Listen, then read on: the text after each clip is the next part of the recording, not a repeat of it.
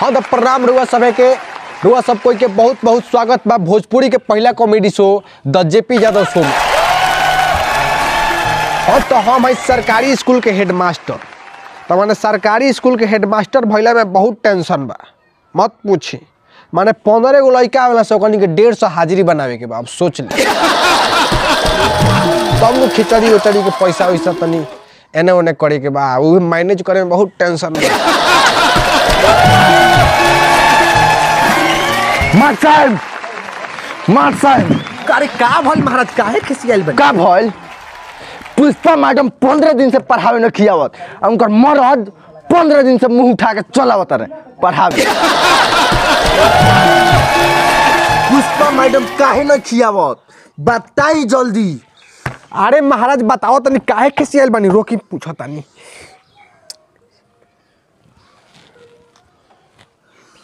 Hello Pushpa madam काहे न खियावत जी पढ़ावे स्कूल में, माने मन नहीं खेला का 3 गो स्वेटर छनले बनी। कौन बात ना स्वेटर भी, अरे आराम से स्वेटर भी नहीं, एगो हमरो खातिर दिल छाप वाला स्वेटर बिन देम तनी। कौन बात आराम से बिन आ रही तनी कबो कबो स्कूलों में। कौनो बात ना, तो हम नाम बिहान से चलाए हुआ स्कूल अपन। अरे महाराज रोके खिसियाई मत, रोके उनका मर्द से बतिया तनी। पप्पू सर का भाई महाराज का हालत चले मन।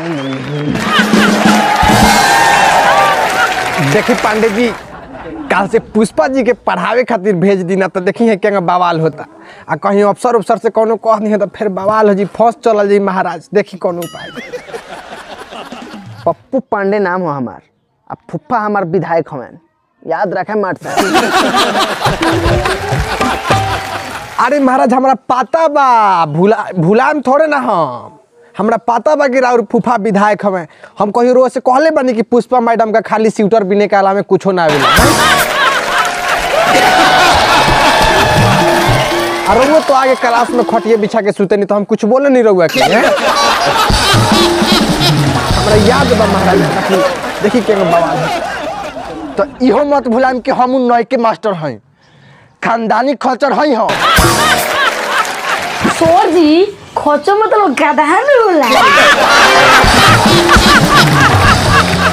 पानी में ये भाग पानी।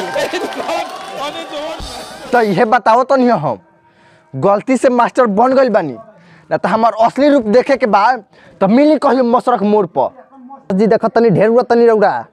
हाँ तो का कर लेबो। हाँ तो कह देते ढेर जान। अरे महाराज शांत हो जाए लोगन, हो भाई। अरे महाराज शांत हो जाए लोगन, काहे झगड़ा इतना कर। हाँ तो ई झगड़ा तबे खत्म होई जब पुष्पा मैडम के 15 दिन के हाजिरी कटाई। अरे महाराज चुप हो रौड़ा, चुप हो जाई मार साहब। अब रौड़ा देखत रही जा का होखे वाला बा। सर जी भलुआ के बाबा दाब लेके आवतन, लागत वो गरमाइले बा। अबे भगदर के का चाहिए भगवान। सोयाबीन के सब्जी, सोयाबीन के सब्जी काहे ना मिलल भोलुआ के हमरा। काहे भोला? भोला ना, भोलू नाम है का। अच्छा भोलू, काहे भोलू तारा सोयाबीन के सब्जी ना मिलल बाबू? अभी 3 डिब्बा मिलल रखो, आरी मांगत नहीं तो ना दे लखो लो। हमार भोलुआ खाई अभी। देखी 3 डिब्बा मिलल हनु है, अब सब कोई के उतने मिलता तो हमनी क्या कर सकत नहीं, सब बताई। सर जी फेवरेट क्लास में खा के होक दिली बा।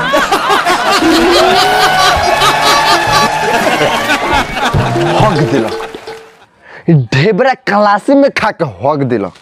हमार भोलुआ 3 दिन से हगे नहीं खेब। अरे महाराज स्कूल में रहुआ लड़का के पढ़ावे खातिर भेजे नहीं कि हगावे खातिर?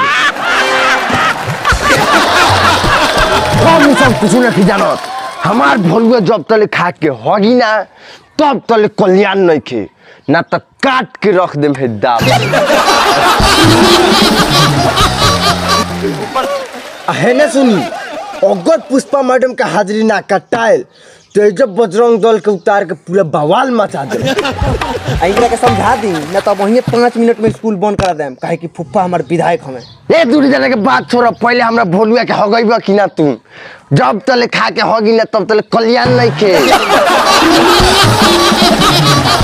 हमार भोलुआ जब तले खा के हगी ना तब तले कल्याण नहीं के। खिया के हगाम कि ना कि हमरा भोलुआ के आज हगावे के बजरंग दल